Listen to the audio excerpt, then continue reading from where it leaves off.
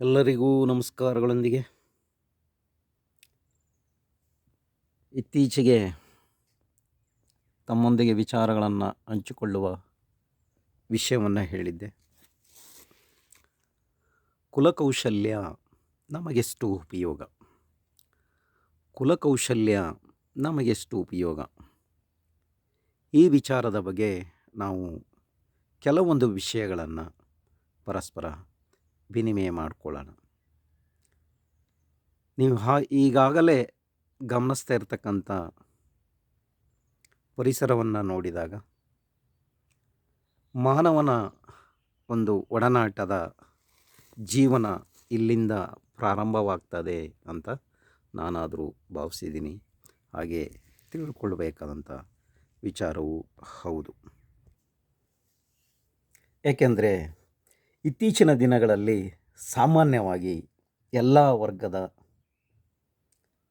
ಜನರು ಏನು ಮಾಡ್ತಾ ಇದ್ದಾರೆ, ತಮ್ಮ ತಮ್ಮ ಮಕ್ಕಳಿಗಾಗಿ, ತಂದೆ ತಾಯಿಗಳಿಗಾಗಿ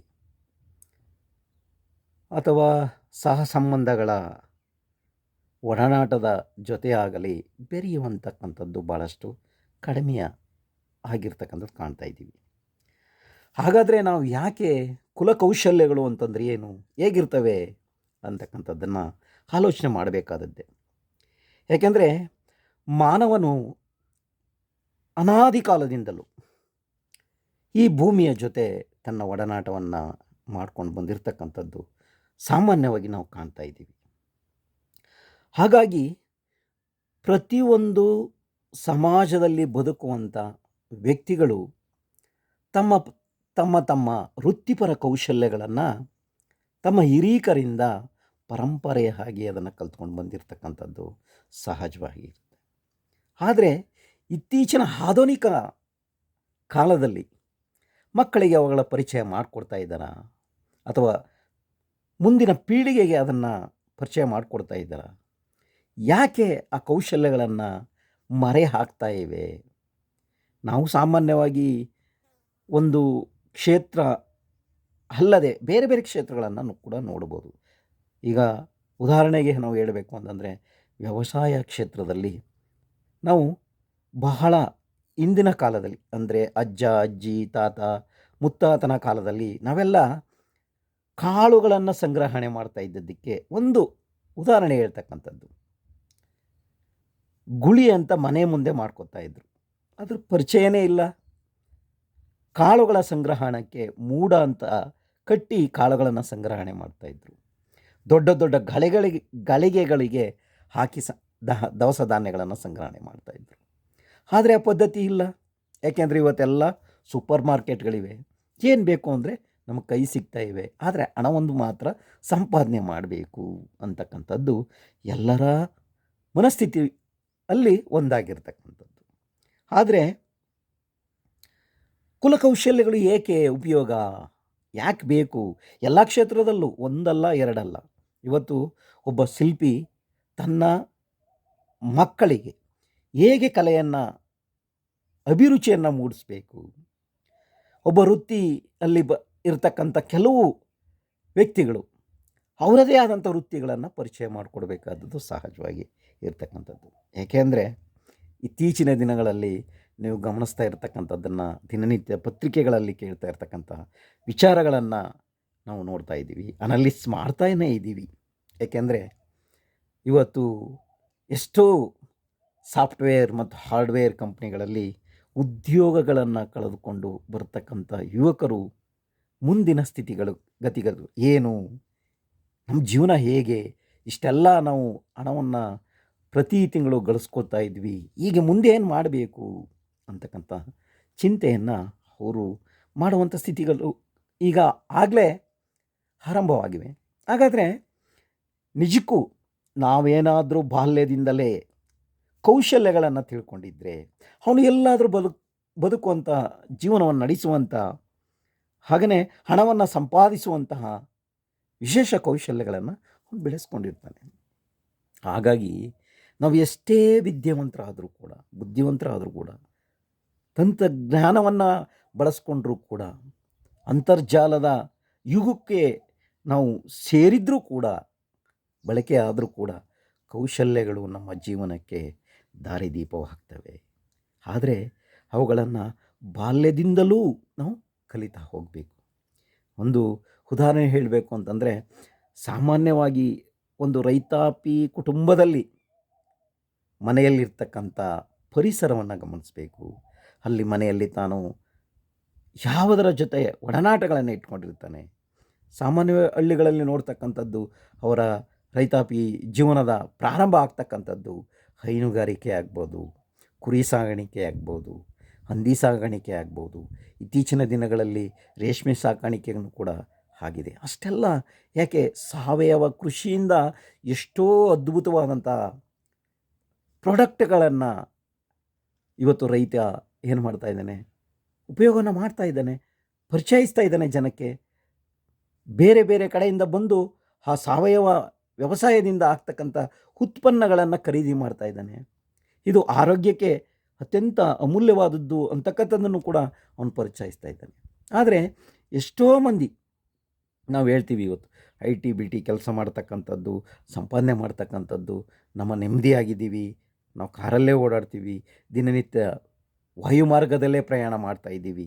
ಆದರೆ ಮನುಷ್ಯ ಒಂದಲ್ಲ ಒಂದಿನ ಅವನು ರೀಸೈಕಲಿಂಗ್ ಅಂತಂದರೆ, ಮತ್ತೆ ಜೀವನ ಏನಾಗ್ತದೆ, ನಾವು ಎಲ್ಲಿ ಪ್ರಾರಂಭಿಸಿದ್ವಿ ಅಲ್ಲಿಗೆ ಒಂದಲ್ಲ ಒಂದು ದಿನ ನಾವು ಅಂತ್ಯವನ್ನು ಕಾಣಬೇಕಾಗತ್ತೆ. ಆದರೆ ಇತ್ತೀಚಿನ ಆಧುನಿಕ ಪದ್ಧತಿಯಲ್ಲಿ ನಾವು ಈಗ ಮೊನ್ನೆ ಕಳೆದ ಒಂದು ದಿನಗಳ ಅಥವಾ ತಿಂಗಳುಗಳ ಹಿಂದೆ AI ಅಂತಕ್ಕಂಥದ್ದು ಬಂದಿದೆ.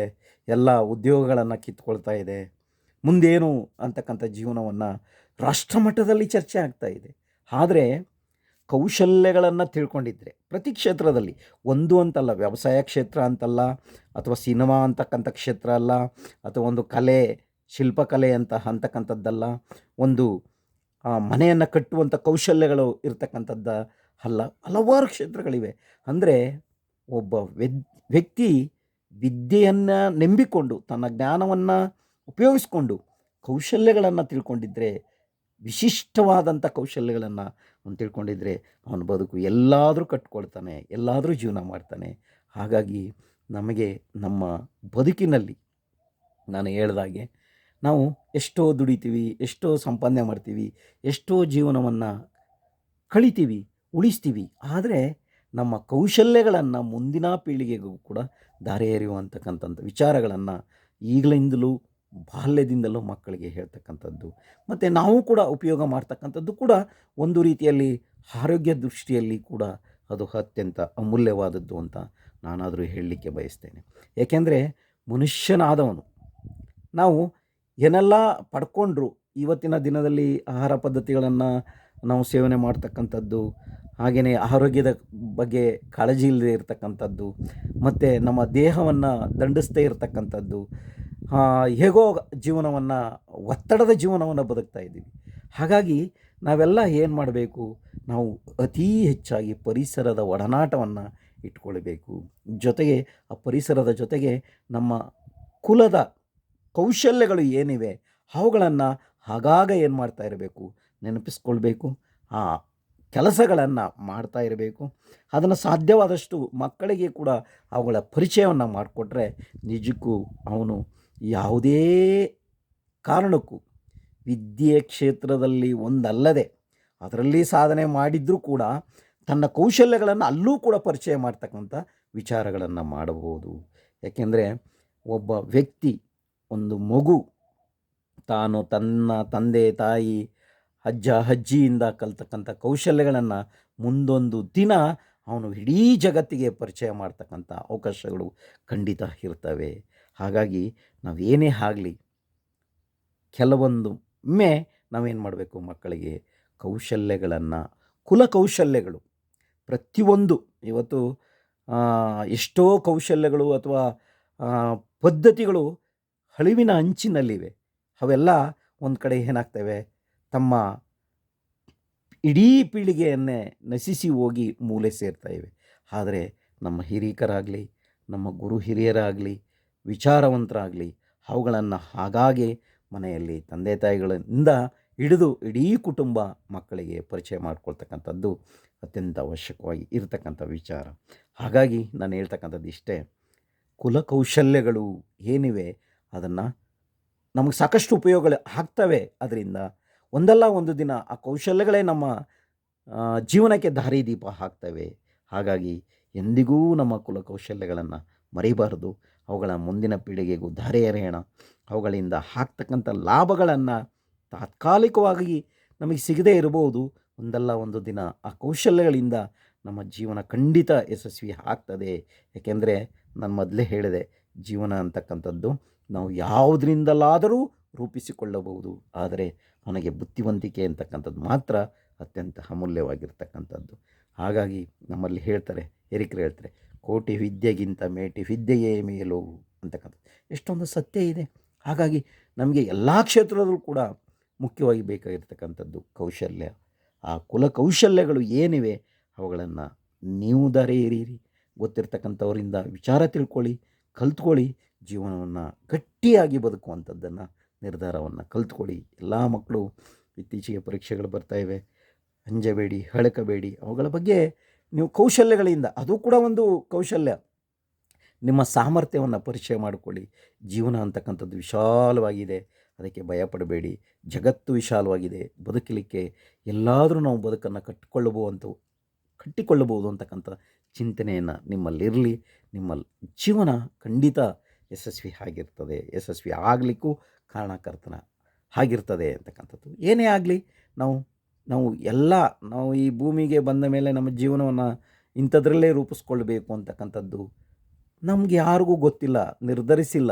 ಮುಂದೆ ಏನಾಗ್ತದೆ ಅಂತಕ್ಕಂಥದ್ದನ್ನು ತಿಳಿಲಿಕ್ಕೂ ಕಷ್ಟ ಇರ್ತಕ್ಕಂಥದ್ದು. ಆದರೆ ನಮ್ಮ ಬುದ್ಧಿವಂತಿಕೆ, ನಮ್ಮ ಕೌಶಲ್ಯ, ನಮ್ಮ ಶಕ್ತಿ, ಸಾಮರ್ಥ್ಯ ಇವೆಲ್ಲವೂ ಕೂಡ ನಮ್ಮ ಜೀವನವನ್ನು ನಿರ್ಧರಿಸ್ತದೆ. ಹಾಗಾಗಿ ಏನೇ ಆಗಲಿ ನಮ್ಮ ಕೌಶಲ್ಯಗಳನ್ನು ನಾವು ಮರೆಯಬಾರದು. ಕುಲಕೌಶಲ್ಯಗಳನ್ನು ತಿಳ್ಕೊಳ್ಳೋಣ, ಉಳಿಸೋಣ, ಬೆಳೆಸೋಣ, ದೇಶಕ್ಕಾಗಿ ಬಿತ್ತೋಣ, ಅದರಿಂದ ಪರಿಚಯ ಮಾಡ್ಕೊಳ್ಳೋಣ, ಅದರಿಂದ ನಮ್ಮ ಜೀವನವನ್ನು ರೂಪಿಸ್ಕೊಳ್ಳೋಣ ಅಂತಕ್ಕಂಥ ವಿಚಾರವನ್ನು ಹೇಳ್ತಾ ನಮಸ್ಕಾರಗಳೊಂದಿಗೆ ಮತ್ತೆ ಭೇಟಿಯಾಗ್ತೀನಿ ಮುಂದಿನ ಸಂಚಿಕೆಯಲ್ಲಿ. ನಮಸ್ಕಾರ. ಬಸವರಾಜ್ ಎಂ ಮಲ್ಲಮ್ಮನುಂಡಿ, ಸಹ ಶಿಕ್ಷಕರು. ಧನ್ಯವಾದಗಳೊಂದಿಗೆ.